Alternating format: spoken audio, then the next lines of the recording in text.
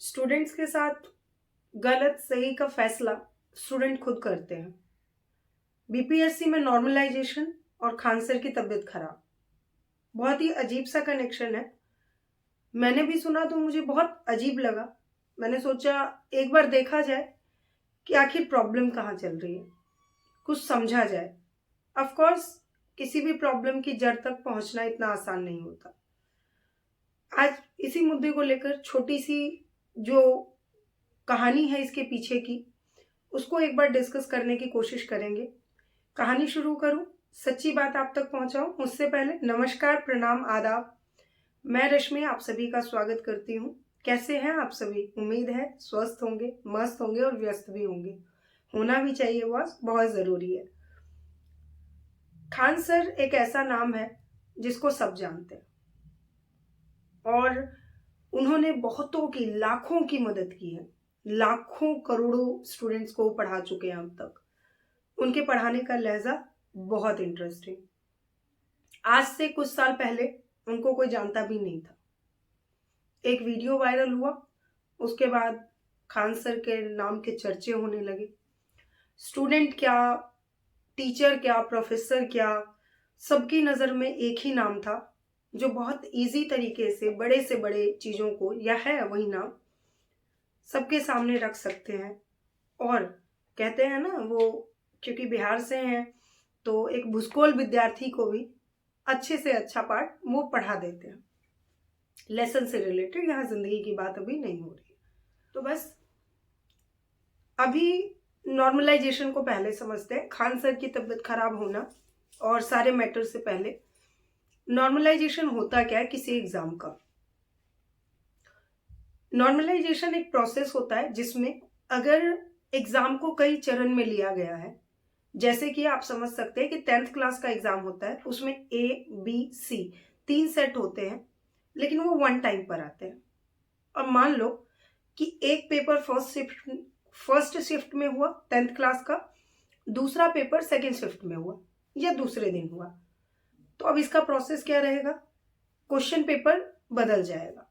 जैसे कि बीपीएससी सक्षमता में ये किया गया था नॉर्मलाइजेशन। उसमें क्या था कि हर दिन पेपर हो रहे थे, तो गवर्नमेंट को उसमें नॉर्मलाइजेशन करना पड़ा।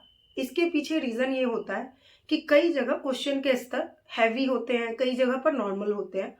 तो स्टूडेंट्स के बीच में कोई प्रॉब्लम ना हो, उनके मन में कुछ ऐसा ना आए कि हमारे साथ गलत हुआ, हमें हार्ड पेपर मिला या हमें इजी मिला। उसके लिए क्या करता है गवर्नमेंट? नॉर्मलाइज कर देता है सारी चीज़ों को, कुछ मार्क्स देके, जिससे कि एडजस्टमेंट हो जाए। अच्छा बुरा, हार्ड इजी, कुछ उसको एडजस्ट करने की कोशिश की जाती है। नॉर्मलाइजेशन में बहुत सारी चीज़ें होती हैं, जैसे कि अगर स्टूडेंट की क्षमता बहुत है, आप एक साथ एग्ज़ाम नहीं ले सकते, तो क्योंकि आजकल इसके पीछे रीज़न है कि ऑनलाइन एग्ज़ाम होता है और उसके लिए आपके पास कंप्यूटर लैब, वो भी बड़ा लैब होना बहुत ज़रूरी है। अगर वो नहीं है, बहुत सारे रीज़न होते हैं, सिक्योरिटी व्यवस्था नहीं है, ये बहुत सारे रीजंस होते हैं, कितनों को हम डिस्कस कर सकते हैं। लेकिन अगर गवर्नमेंट एक टाइम पर ही एग्ज़ाम लेती है तो क्वेश्चन पेपर का स्तर एक जैसा रहता है, तब नॉर्मलाइजेशन जैसा कोई सवाल उठता ही नहीं। अब आते हैं कि मामला क्या था जिस मामले का हम डिस्कशन कर रहे हैं। एक बीपीएससी 10th करके एक अभी वैकेंसी निकली है जिसका एग्ज़ाम 13 को है, 2 दिन बाद। उसमें क्या है कि स्टूडेंट्स को सितंबर में फॉर्म फिल करने को कहा गया, अक्टूबर लास्ट डेट थी। उसके बाद कुछ त्योहारों के वजह से लेट फॉर्म सबमिशन जो है वो नवंबर तक चला। नवंबर तक एग्ज़ाम के फॉर्म फिल हुए। उसके बाद एकदम से पता नहीं कहीं से हवा में खबर आ गई कि बीपीएससी में नॉर्मलाइजेशन होगा। अब इस बात को लेकर बीपीएससी में जितने स्टूडेंट्स फॉर्म फिल करना चाहते थे, वो बहुत सारे इंस्टीट्यूट्स के ऑनर गर्दनियाबाग पटना में इकट्ठे हुए और वहाँ पर उन लोगों ने क्या किया, एक कहते हैं कि धरना प्रदर्शन किया। बहुत शांति तरीके से अपना रोष प्रकट करने का ये एक लोकतंत्रात्मक देश में बहुत अच्छा तरीका है और उन्होंने भी वही अपनाया, जो कि कहीं से गलत नहीं था। इसके बाद नेक्स्ट क्या हुआ, पटना में वहां पर सब लोग इकट्ठा होकर वो लोग अपना शोक रोष प्रकट कर रहे थे एक्चुअली में नॉर्मलाइजेशन को लेकर। तभी कुछ इंस्टीट्यूट्स के ऑनर उसमें आते हैं और स्टूडेंट्स के सपोर्ट में खड़े हो जाते हैं।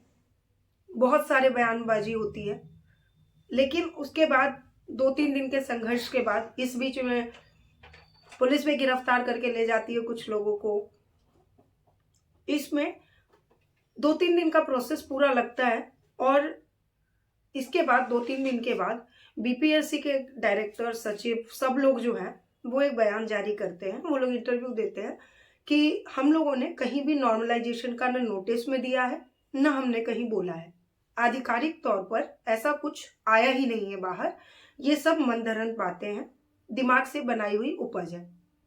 उसके बाद मामला अभी शांत हुआ है और 13 को एग्जाम होने की पूरी प्रोसेस को किया जा रहा है। अब इस बात में इंस्टीट्यूट्स के ऑनर का अलग अलग पहलू था। उस पर तो खैर किसी इंस्टीट्यूट का क्या नाम लेना, बट मैंने खान सर का जिक्र किया वो इसलिए क्योंकि उनको मैं भी एडमायर करती हूँ, बहुत अच्छे टीचर हैं वो। एक चीज हमें थोड़ा सा हर्ट कर गई कि जो इंसान सबके लिए इतना खड़ा रहता है, यहाँ ना बीपीएससी का दोष है क्योंकि बीपीएससी भी अपनी जगह सही है, उन्होंने कोई नोटिस नहीं दिया, बट इस सब कंफ्यूजन के बीच में थोड़ा सा कंफ्यूजन हो गया था, जबकि मुद्दा कुछ नहीं था, कंफ्यूजन हो गया था, थोड़ा सा लॉ एंड ऑर्डर बिगड़ा और खान सर जो सबके चहेते हैं उनको हॉस्पिटलाइज किया गया, उनकी तबीयत खराब रही और अब सर बहुत जल्द ठीक हो जाएंगे। ऐसा हॉस्पिटल से आया है कि सर को, जब मैं ये शूट कर रही हूँ इस टाइम तक सर हॉस्पिटल में है, सर के डिस्चार्ज होने की पूरी संभावना है। और ऐसे मसीहा कह सकती हूँ उन्हें मैं, जिन्होंने बहुत कम फीस में बहुत सारे गरीब बच्चों का भविष्य बनाया है, उनके हेल्थ को जल्द से जल्द ठीक होने की शुभकामना करते हैं। और नॉर्मलाइजेशन जैसी कोई बात नहीं है बीपीएससी में, ये कंफर्मेशन आ चुकी है, तो हम सभी के लिए बहुत अच्छी बात है कि सर भी ठीक हो रहा है और ऐसा कोई नोटिस आया नहीं है आधिकारिक तौर पर। जो मुझे लगा, क्योंकि बहुत सारे लोगों के मेरे पास कॉल्स आ रहे थे, आपको लग रहा होगा बहुत छोटा सा चैनल है, बहुत कम व्यूज हैं, तो कोई इसे क्यों कॉल करेगा, बट कई लोगों के कॉल्स आ रहे थे कि एक बार नॉर्मलाइजेशन को लेकर आप थोड़ी सी बातें जो मोटी मोटी चीजें हैं उसको क्लियर करो, इसलिए मैंने छोटी सी वीडियो बनाई है। होप आप लोगों को थोड़ी सी हेल्प मिलती हूँ अगली स्टोरी में। तब तक के लिए अपना और अपनों का ध्यान रखिए, बहुत ज़रूरी है बॉस।